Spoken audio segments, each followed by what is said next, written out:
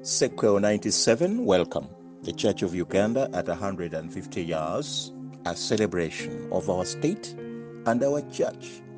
The author, I'm Christopher Amos Chikomeko Ntambi, and in this sequel, the Aba-Malaki Sect is born in December 1913. The leaders, Malaki Musajjakaawa and Joshua Kaate, Wambwa. Welcome. Bishop James Jamieson Willis left towards the end of 1913 for Great Britain to begin his defense in the charges against him and the Bishop of Mombasa, the hearsay and schism charges. And in his absence, Malaki Musajjakaawa, a trained Anglican church catechist and a school teacher, broke away from the main Anglican church, and he was fully supported by the Grand Elder, the chief and elder of the Manke clan, the Mugema, who was also the Sebwana County Chief of Usiro, Joshua Kaate Wambwa. It is a well-known fact that Joshua Kaate Wambwa still held a grudge against the Anglican Church for interfering in the funeral rituals of the fallen Mwanga II. And therefore, any stab at the church, as far as he was concerned, was very welcome. And this particular stab was very disturbing. Joshua Kaate Wambwa, just like his colleague Musajjakaawa, was also a licensed lay reader in the Anglican Church from as early as 1893.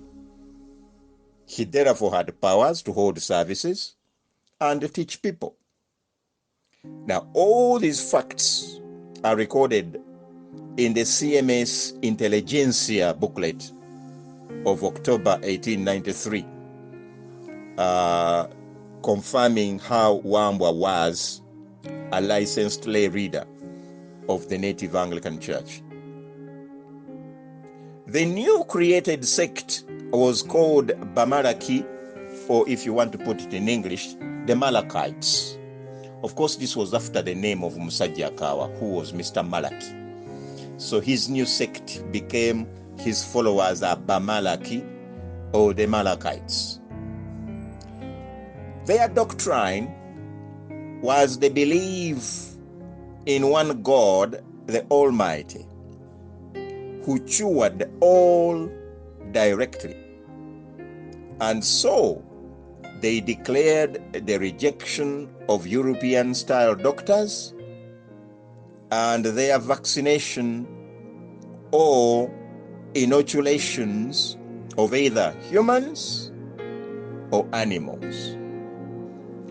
All infectious diseases were to be ignored from then on. So that means they rejected European missionary doctors. They rejected European vaccination officers in the villages who inoculated their animals. They instructed their followers to ignore all infectious diseases. So if you are caught by a disease, you simply wait for your death. But don't go to a doctor. Don't seek medication, because God intended it. All medicine, tradition or modern, was wrong as far as the sect was concerned. For God wished to bring sickness or ill health on that human being or animal, and that no one could stop God from doing that. So, the medicine was a trickery that elevated humans above God's will, they preached. Therefore, Aba-Malaki were stopped. Those who believed in the Aba-Malaki sect were stopped from undergoing any kind of medical treatment, plus their animals. These Aba-Malaki developed a calendar of 357 days a year, and they renamed all the 12 months. They did not allow the wearing of hats. The Aba-Malaki built their own churches away from the Anglican churches. They appointed their own priests and baptized converts, and on a very large scale. Now, the large-scale baptism was an attraction because their converts were not required to undergo instructions before baptism. Remember, when Christianity was brought in 1877, instructions lasted almost 5 years before the first baptism. Then it went dropping to 2 years, then to 1 year, and by this time instructions were almost 6 months before one would be baptized. So they removed this requirement, and therefore that became a very good attraction to people who were having problems undergoing instructions to become Aba-Malaki and get baptized immediately. The teachings pointed to John the Baptist, who did it freely without any instructions they taught.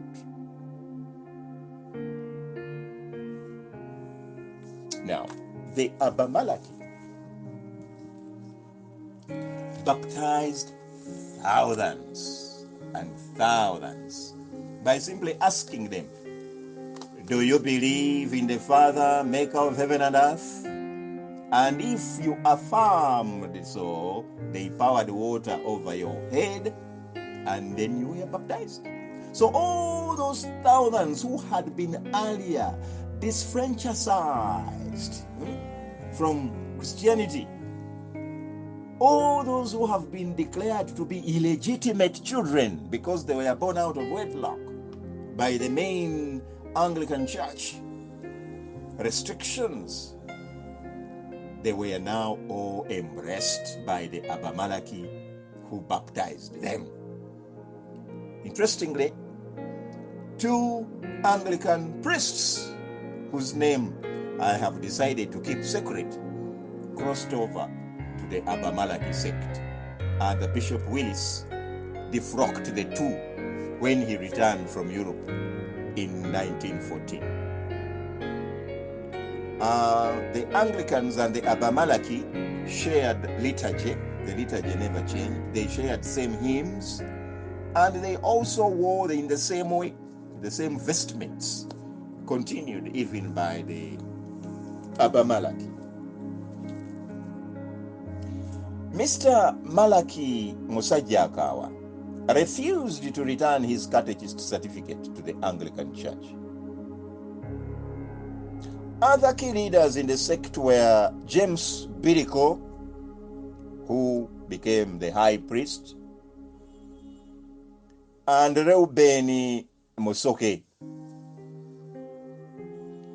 The attack on modern medication was a shock that the story did not miss in the memoirs of Dr. Sir Albert Cook when he wrote them later on in 1945. The Aba-Malaki allowed polygamy. Why? By referring to the biblical Abraham, who they say had more than one wife. By pointing to Jacob, who had more than one wife. And therefore Aba-Malaki sect became a darling of the Baganda. It was allowing them to enjoy what they used to enjoy before Christianity began. And now here was a sect which was allowing them to be Christians and yet live in the older African way of life by having so many wives.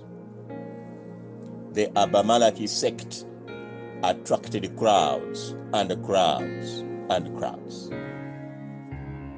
Joshua Kaate Wambwa did not like gifts, and so he rejected food whenever he was on missions.